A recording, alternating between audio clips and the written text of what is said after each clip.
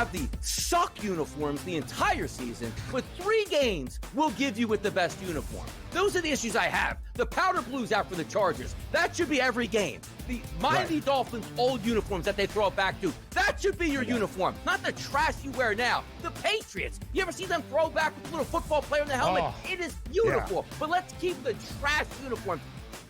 The Early Line, only on SportsGrid. Things you have to look at is what the team has the following day, especially when it comes to bullpen usage. You know, a lot of the things I like to attack is you see these extra inning games, these games get drawn out, these bullpens get worn, or if someone gets shelled the first 3 innings and they got to go to the pen, early, that's a good spot to kind of hop in the middle of the next game. You got a tired bullpen, right? You try and take advantage there, maybe with an over, maybe with the money line. You're getting plus money on a favorite at that point.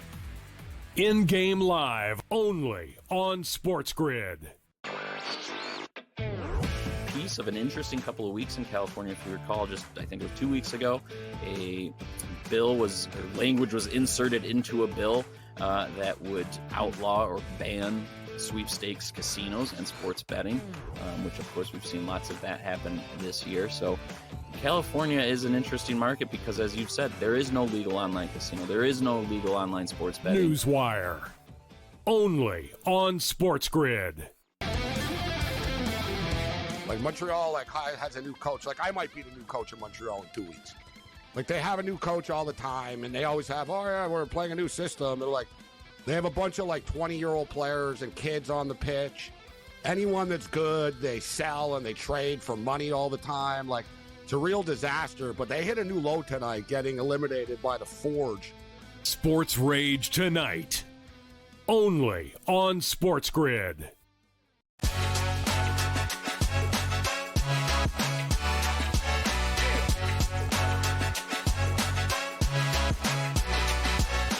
The best rivalry in tennis saw Sinner finally beat Alcaraz. Plus, a surprise #1 pick at the MLB draft. Hi, everyone, and welcome to Front Office Sports Today, presented by Atlassian. From FOS Studios here in New York City, I'm Baker Machado. And I'm Renee Washington. Baker, good to have you back, and good to have you guys back as we're talking each and every weekday around the biggest stories in the business and culture of sports. We also have to look at the good and the bad from the FIFA Club World Cup. But first, let's jump right into the shoot-around. Yeah, and let's start in the NBA, Renee. The Boston Globe reporting that Celtics star Jason Tatum recruiting newly released Damian Lillard to join the franchise.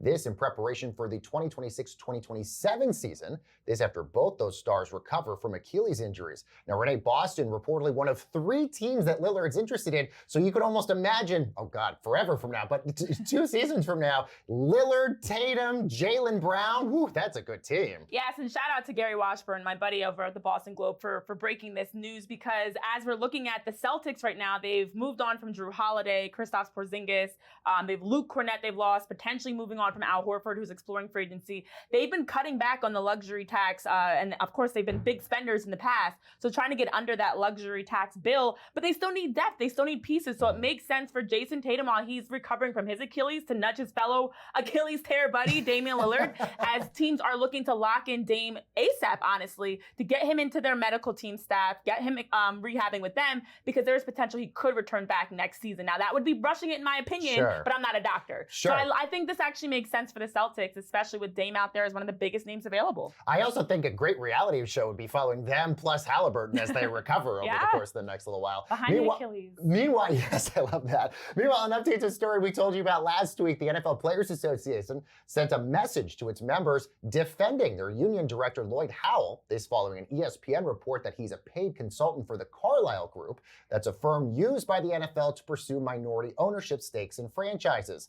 Now, the union said in a statement that they, quote, believe in and remain committed to working with the executive director and other members who have shared mission to advance the best interest, Renee, of the players. Yeah, I mean, for Lloyd Howell Jr., as we talked about, it does feel like a conflict of interest, but he does work as the operating executive focused on the aerospace and defense sector. So very different than anything with the NFL. So they have also come out and mentioned through the NFL Players Association Executive Committee, they've explored it. They have processes in place to make sure there's no conflict of interest. And they feel like this was a situation, they support him, and there was no conflict there. So all's well that ends well, I guess. Sounds like it. Well, Indiana Fever forward Aaliyah Boston investing in her hometown NWSL club, Boston Legacy FC. She joined an investment group that includes gymnast Allie Raisman, actress Elizabeth Banks, and Celtics GM Brad Stevens. Now, the WNBA All-Star moved to Massachusetts when she was 12, and she said in a statement, quote, "Boston reppin' Boston just felt right." I agree. And I love that she's investing in Boston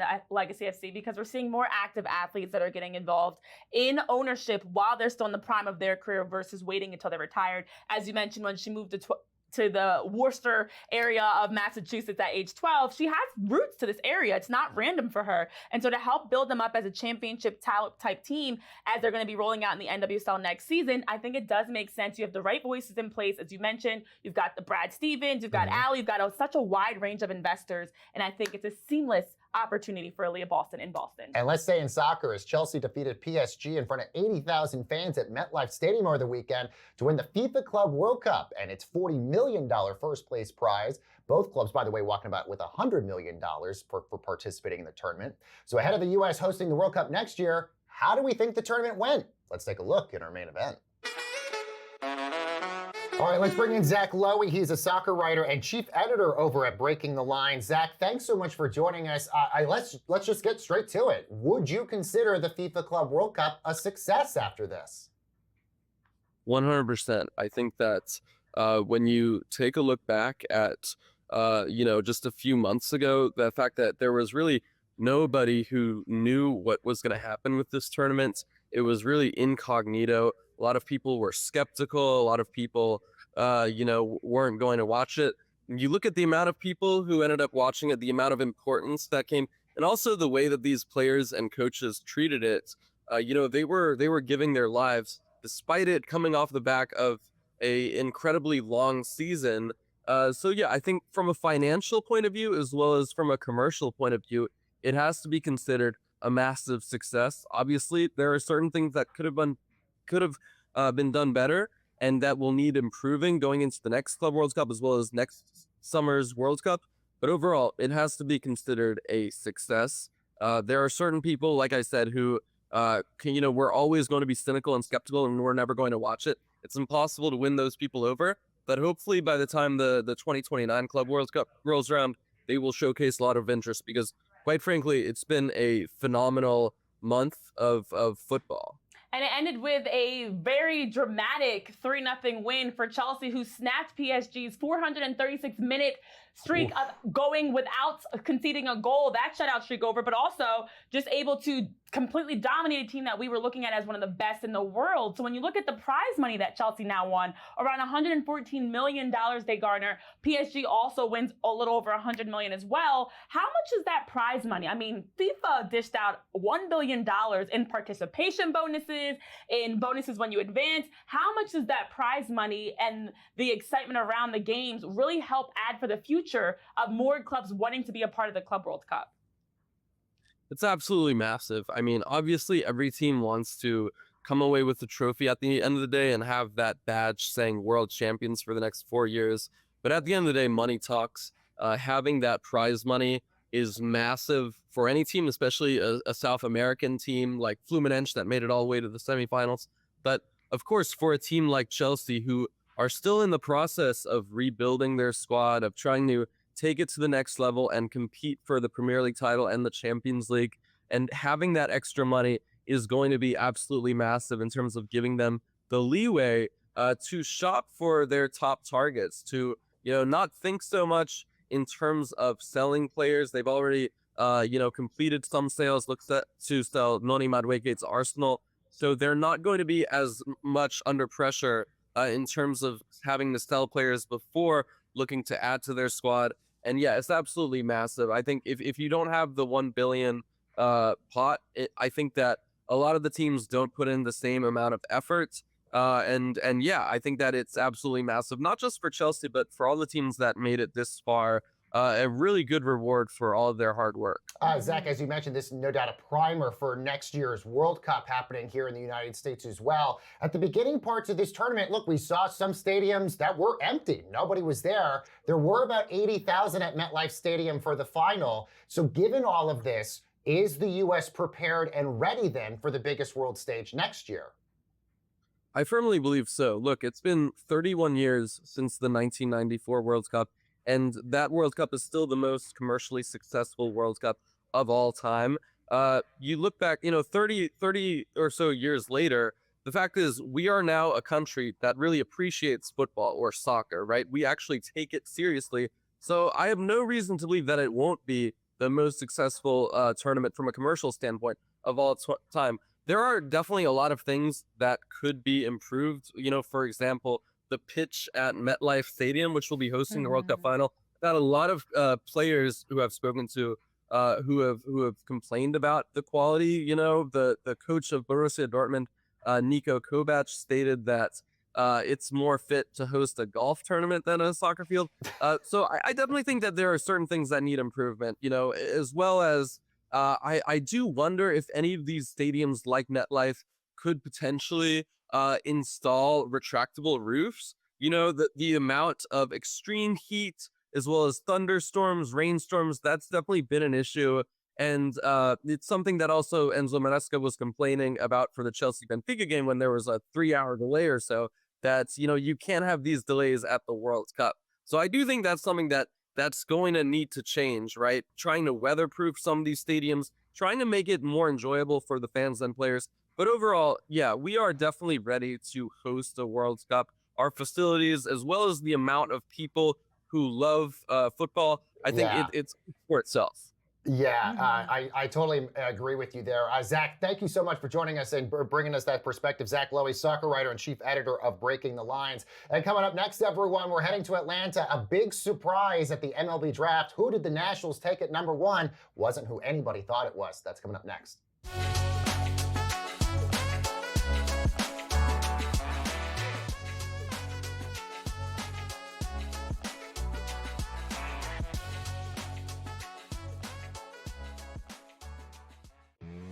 That is the idea, it really is, for in-game live.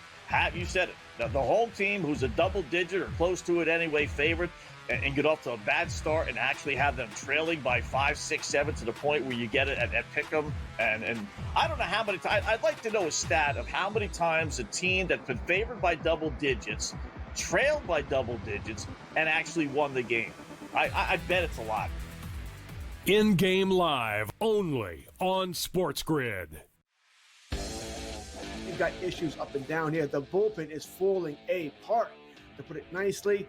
And have you seen the schedule for the Yankees for the rest of the month of July here? We have Seattle, then we have the Cubs, then you have Atlanta, then you have Toronto again in Toronto. That really didn't go all that well this week. And then you have Philadelphia and Tampa. Good luck to the Yankees in July here. Pharrell Coast to Coast, only on SportsGrid. They're still trying to throw Dalton Knecht's name in trades, and I don't even know if he's viewed as a positive asset still. And that's a crazy thing. Dalton Knecht, if you look at FanDuel, Dalton Knecht 20-plus points at plus 120. He's giving you no indication that he's that right there. I mean, Kevin, I would be more likely if we knew we were going to get the minutes. Bronny James, 10-plus points at plus 118. Game time decisions, only on SportsGrid. Time for the Blue Jays to really make another addition at the deadline. They just got Max Scherzer back. Can they get another pitcher to help out with the pitching staff, which I still think is their biggest issue? They're looking in to be in a good spot right now. And also, Tom, like just the evolution of handicapping, right? Early in the season, I don't want to take this Blue Jays lineup. It's really bad. Now the past couple weeks, every day I'm looking at the Blue Jays going ooh, team total, RBI chances, guys that were in household names at the beginning of the year. Pro Baseball Today, only on SportsGrid.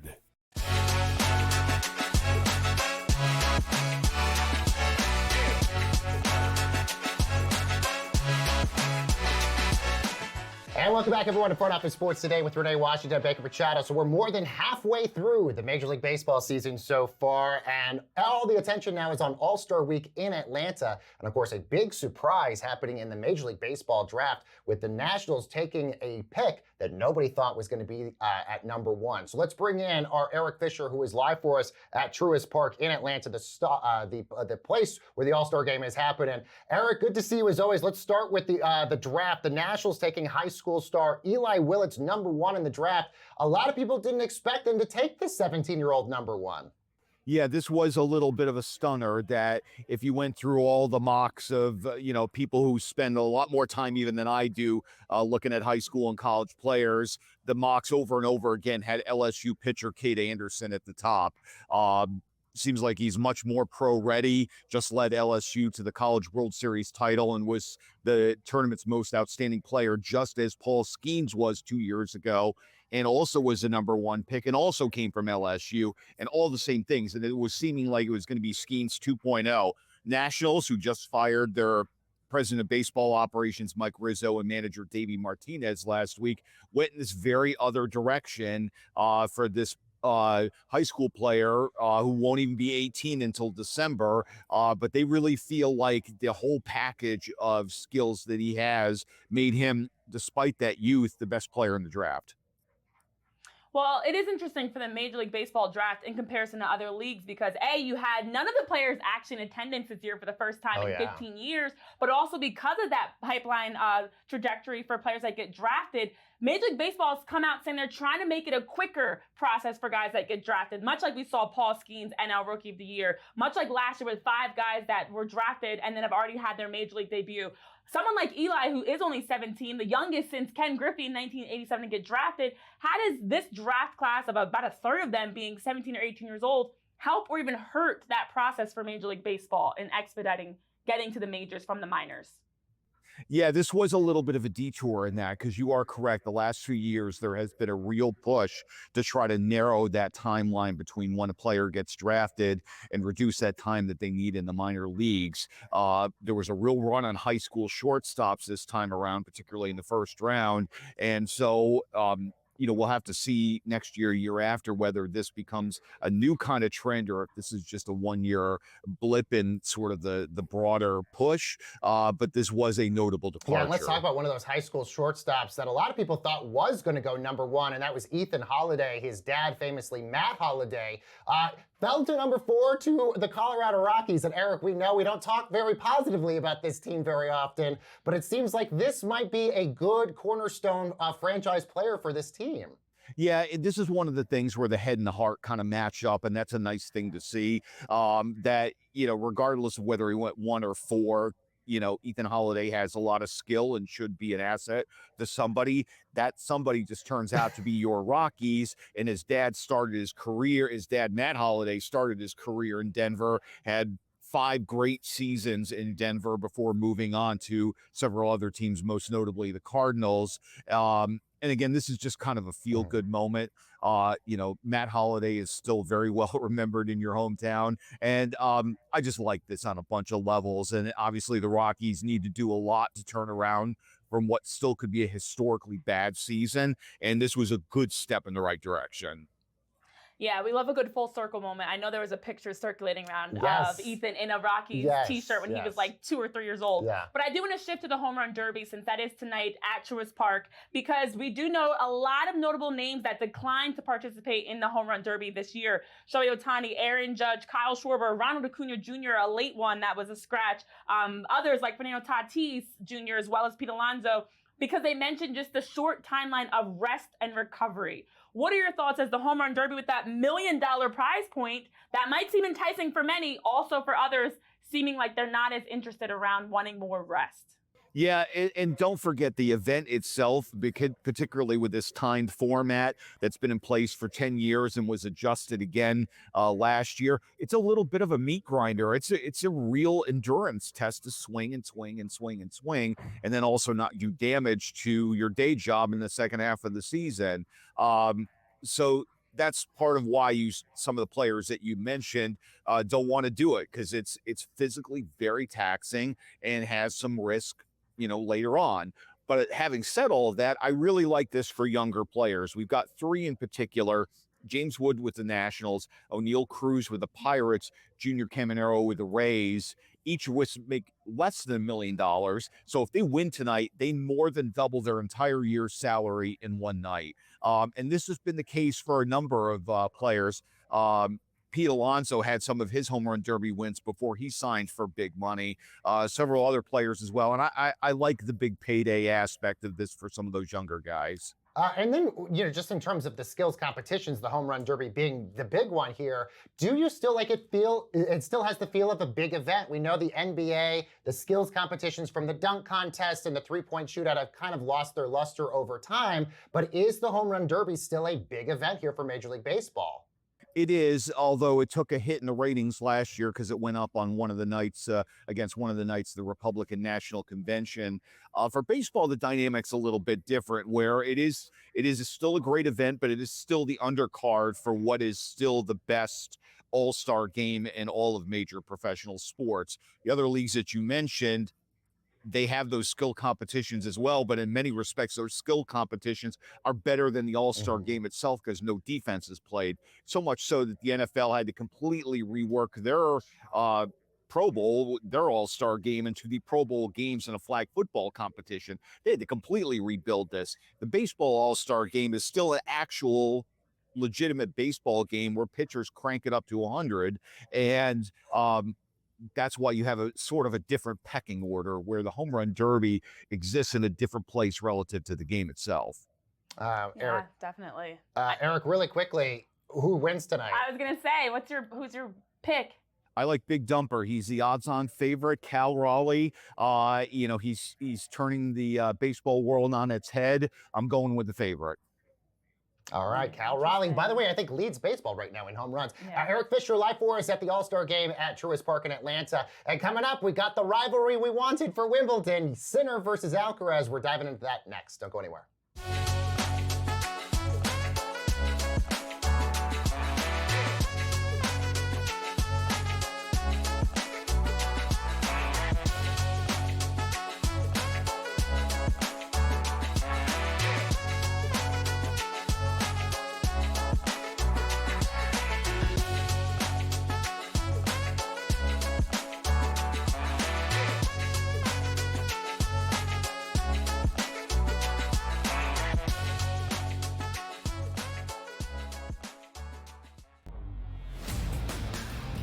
I say you crank that Soldier Boy, right? You Darvish back on the mound. Haven't seen this guy in a minute right now. Yeah, man, crank it, man. Get it going up. Hit the high. Yeah, let's go. Crank that Soldier Boy up here. Yeah. I mean, come on, man. That was big back then. Where were you? Senior high school? Or maybe even in grade school? Dude. Bar mitzvah slate. In the bar mitzvah slate each and every weekend. The young Benny Steve was out there hitting it. The Early Line, only on SportsGrid. They practice in a public park. And Farrell and Lodge, he said, no, they have a little facility, but it's open to the public. No, it's a public park.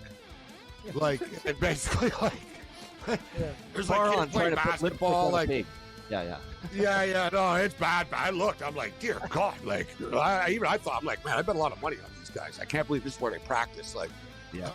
Sports Rage tonight, only on SportsGrid.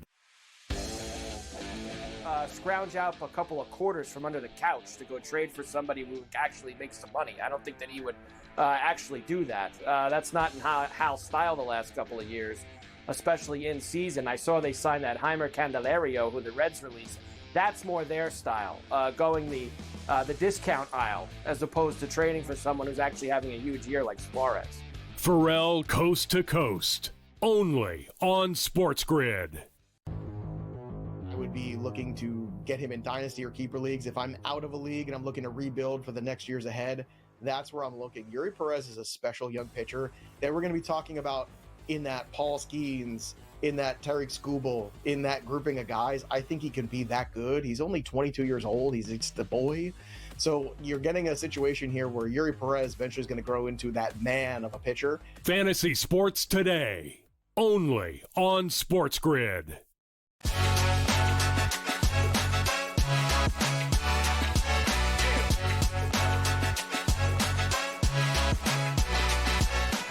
And welcome back, everyone, to Front Office Sports Today, brought to you by Atlassian. Atlassian Williams Racing brings two teamwork powerhouses together, all around a single goal: unleash the full potential of a legendary F1 race team. From the pit lane to the podium, Atlassian software transforms teamwork and makes possible together what would be impossible alone. Well, tennis's hottest rivalry continued at the men's Wimbledon final as Jannik Sinner defeated Carlos Alcaraz in 4 sets Sunday to win his first Wimbledon title and his 4th Grand Slam. Now, this comes as the two gave us the longest French Open final ever to record ratings. So let's bring in Gary Nathan, author of the new book, Changeover, The Rise of Carlos Alcaraz and Jannik Sinner, which, by the way, is out in August on the 19th. Gary, good to have you as always. So with Sinner finally winning after the last 6 contests against Alcaraz, what would you say the status of this rivalry is now? Yeah, I think he was on a rough patch for sure. It was 5 in a row that Alcaraz had, but almost all of those matches were decided by super fine margins. So with Jannik, it wasn't a question of how do I drastically approach this differently. It was just getting a few things right, and the serve was really big for him at Wimbledon.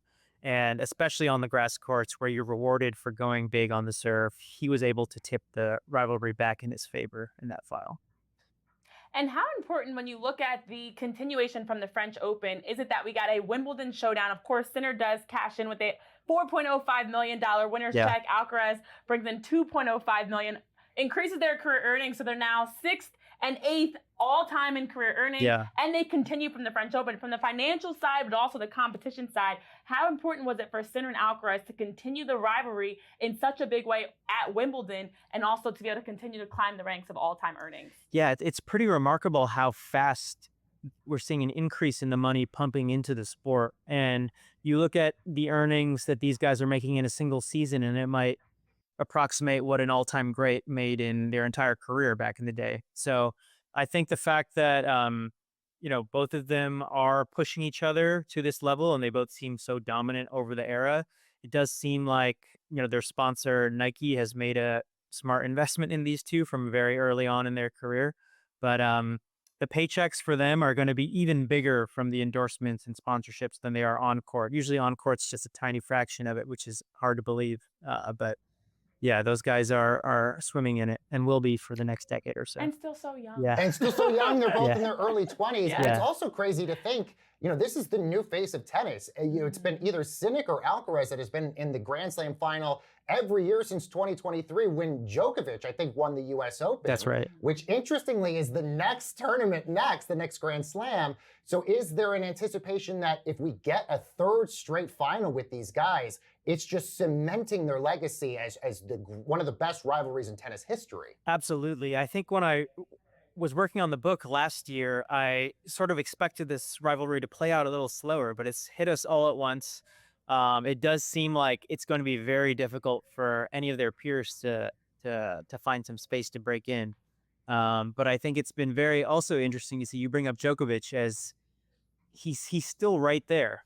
And we've talked about this season as one of challenges physically, but if you look at who is taking him out at the end of these major tournaments, it's one of these guys. It's Sinner. Yeah, it's Sinner. As of late, it's been Sinner. Yeah. So it's so interesting when I think about the decisions that go into ending a career like Djokovic, and you have to think about how viable is it to win another major title.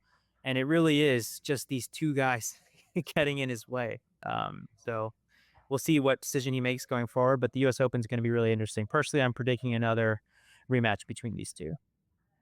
Yeah, it is remarkable looking at both Wimbledon finals for the men and the women. On the women's side, a completely opposite storyline, as this was the first time in 114 years that the women's final ended without one player winning a single game. Amanda Anisimova, unfortunately, won. We were hoping to give America the first singles title to break that 9-year drought, but was unable to do so. What are your thoughts on just kind of how the women's final played out, especially in contrast to the men's final, as we are in this final minute of our conversation? Yeah, as a New Jersey guy, very excited to see Anisimova playing well. As she was a teenage prodigy, and it's been a long route back to the top of the game, but I'm really excited to see what she can do going forward.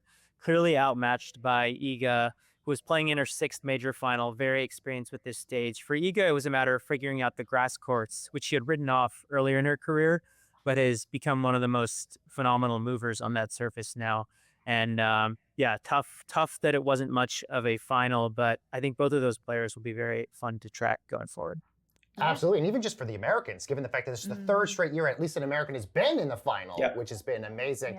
Gary Nathan, thank you so much. Once again, the book is called Changeover, The Rise of Alcaraz and Sinner. It's out August 19th. All right, friends, that's going to do it for this edition of Front Office Sports Today. We'll be back tomorrow with more news, including the latest from the Home Run Derby tonight in Atlanta. We'll see you then. Have a good day.